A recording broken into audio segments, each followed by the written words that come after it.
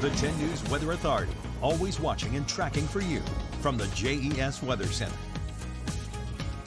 Good evening, everyone. Our rain system on the eastern side of the country is staying pretty well down towards our south. We've gotten some clouds out of it, but that's about all for right now. Like we were looking at earlier on, that has brought some storm warnings further down towards the south. We'll go ahead and pause the playback and then zoom into where some of those warnings have been developing so we can see just how much of this storm is consistently turning into something a little bit stronger. Some severe thunderstorm warnings down towards the south, just north of Daytona Beach. Some flood warnings through both Alabama, moving into Florida. Not too much in Georgia right this second. There's a couple of flood warnings out in South Carolina.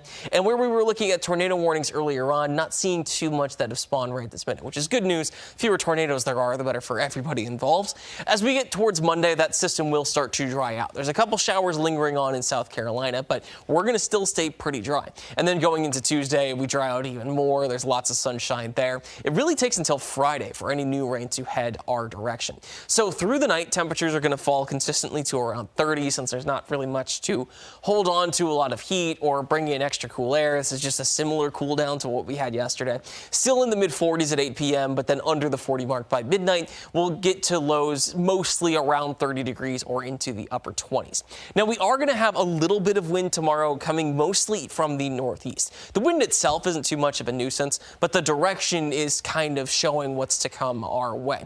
It's not going to be too strong for tomorrow, but we'll start bringing in some cooler air kind of late on Monday into Tuesday, and that's going to bring our temperatures slightly down. Monday, we're in the mid 50s in most spots with a couple low 50s. I think on Tuesday, most of us are in the low 50s with some spots only getting into the 40s. Now, that's still above average for the NRV for this time of the year, but not quite as warm as what we've had through this weekend or what we're going to see on Monday. If that's just a little too cool for you, we do get some extra warm air that comes in Wednesday and Thursday, so that by the time our next rain arrives on Friday, we'll have temperatures up into the 60s, definitely keeping that as rain. Now, we haven't had anything so far. In an average February, we get 3.4-ish inches. We got more than 4.5 inches last month, so we're not exactly lacking for rain right this minute. With the next system that comes, I don't think it's going to be too impressive. Tonight, temperatures fall again into the upper 20s, low 30s. Roanoke's right at 30, Danville at 27, Pulaski at 27.